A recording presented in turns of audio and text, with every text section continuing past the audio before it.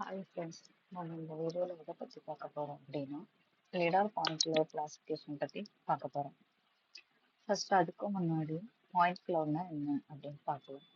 லிடார்ன்றது light detection and ranging uses laser pulses to measure distance to objects. The result is point cloud. Millions or billions of 3D points, each with coordinate like x, y, z, and often additional attributes such as intensity, return number, and or color. இதுல என்ன சொல்றாங்க அப்படின்னா லிடாருங்கிறது light detection and ranging. இதுல என்ன பண்ணுவாங்க அப்படின்னா laser மூலமா பல்சஸ எர்த்துக்கு இது பண்ணும்போது எர்த்ல இருக்கிற ஆப்ஜெக்ட்ஸ் எல்லாம் டச் பண்ணி அது ரிட்டர்ன் வரும். அந்த டைமிங்கை மெஷர் பண்ணி ஒவ்வொரு ஃபீச்சரோட எக்ஸ் ஒய் இசட்டை அது வந்து ரெக்கார்ட் பண்ணும். அந்த எக்ஸ் ஒய் இசட் ரெக்கார்ட் பண்றதுல அது எவ்வளோ ரிட்டர்ன்ஸ் வருதோ அந்த ஒவ்வொன்றும் ஈச் ஒன் பாயிண்டா நமக்கு வந்து அவுட்புட் கிடைக்கும். அதுதான் பாயிண்ட் கிளவுட் டேட்டா. இதுல எவ்வளோ பாயிண்ட்ஸ் இருக்கும்னா மில்லியன் பில்லியன்ஸ் ஆஃப் பாயிண்ட்ஸ் இருக்கும். இது எல்லாமே 3D பாயிண்ட்ஸ். ஓகேவா? இப்ப லிடார் பாயிண்ட் கிளவுட் கிளாசிஃபிகேஷன் என்ன அப்படின்னா இந்த லிடார் டேட்டா ஃபர்ஸ்ட் நமக்கு கிடைக்கும் போது சிங்கிள் கிளாஸஸ்ல தான் இருக்கும்.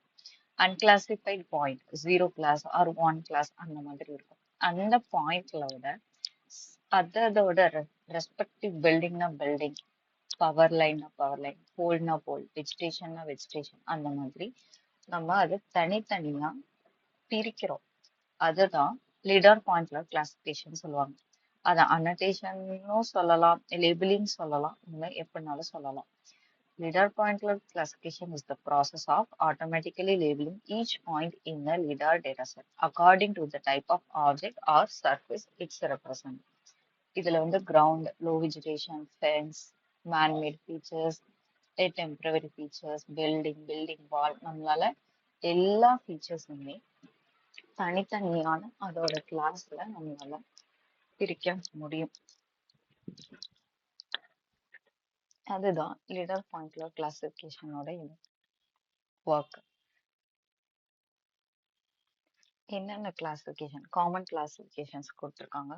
கிரவுண்ட் அதாவது real earth terrain, vegetation low medium high, buildings, roads, power lines, water, vehicles, unclassified points or noise. இது என்ன அப்படின்னா சம் பிளேசஸ்ல சடனா சென்சர்ஸ்ல வர்ற errors or some birds coming இந்த மாதிரி வரும்போது அன்வான்டா அப்பர் இல்லைன்னா டவுன் சைட்ல பாயிண்ட்ஸ் வந்து கேதர் ஆயிடும். அது நம்ம செப்பரேட் கிளாஸ்ல கிளாசிஃபை பண்ணுவோம். அது நான் வந்து வீடியோவோட நெக்ஸ்ட் பார்ட்ல நான் அதை உங்களுக்கு ஷோ பண்றேன், எக்ஸ்பிளைன் பண்றேன். Why is LiDAR point cloud classification is important? இதை வச்சு என்னெல்லாம் பண்றோம் அப்படின்னா டிஜிட்டல் டெரைன் மாடல் எடுக்கிறோம், digital surface model, urban planning and mapping, forestry analysis, flood modelling, autonomous driving and robotics, இது எல்லாத்துக்கும் யூஸ் பண்றோம். இதுதான் டிடிஎம், இதுதான் டிஎஸ்எம். டிடிஎம் அப்படிங்கிறது ஒன்றும் இல்லை, டிஜிட்டல் டெரைன் மாடல். அதாவது ரியல் எர்த்தை நம்ம அப்படியே ரெப்ரசன்ட் பண்றது. அந்த ஃபைலை வந்து டின்னாவோ சேவ் பண்ணிப்பாங்க. இது மூலயமா உங்களால கான்டூர் கிரியேட் பண்ண முடியும், வாட்டர் அனலைஸ் பண்ண முடியும், ஸ்லோப் ஏரியா அனலைஸ் பண்ண முடியும். இது எல்லாத்துக்கும் யூஸ் பண்றது தான் டிடிஎம். டிஎஸ்எம் அப்படிங்கிறது என்னன்னா digital surface model.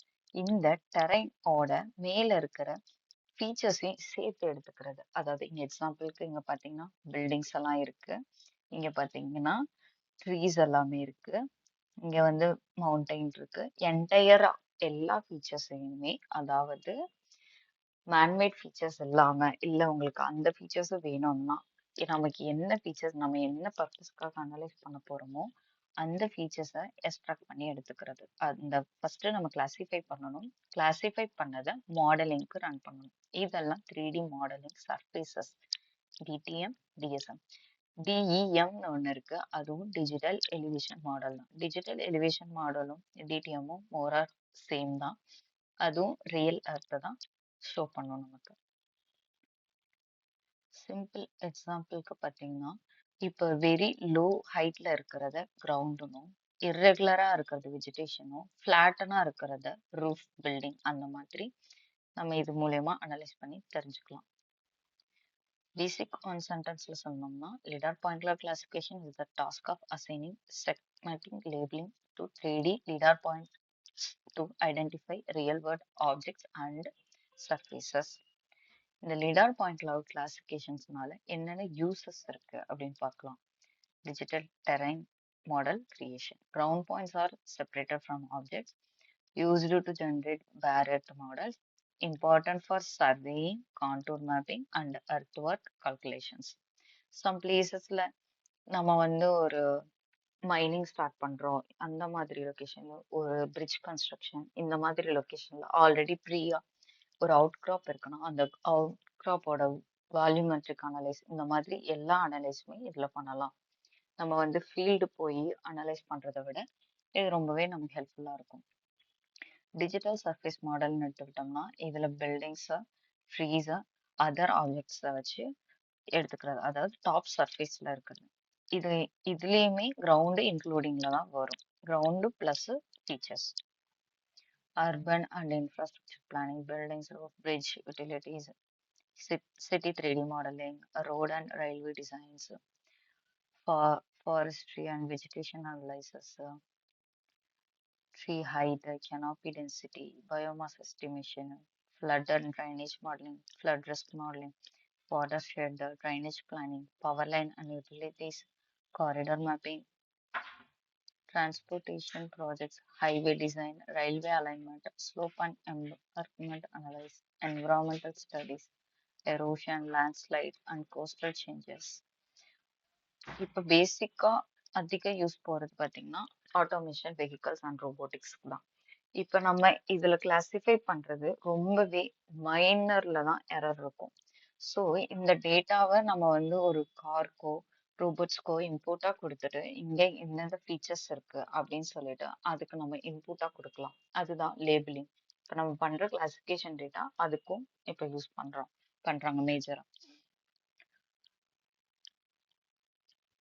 Mapping and GIS application, topographic maps, land use land cover mapping. பேசிக்கா இது எல்லாமே எதை பேஸ் பண்ணியிருக்குன்னா 3D மாடலிங்கும் 3D அனலைஸ் பேஸ் பண்ணி இருக்கிற எல்லா ப்ராஜெக்ட்ஸுமே லிடார் டேட்டா அனலைஸ் பண்றாங்க.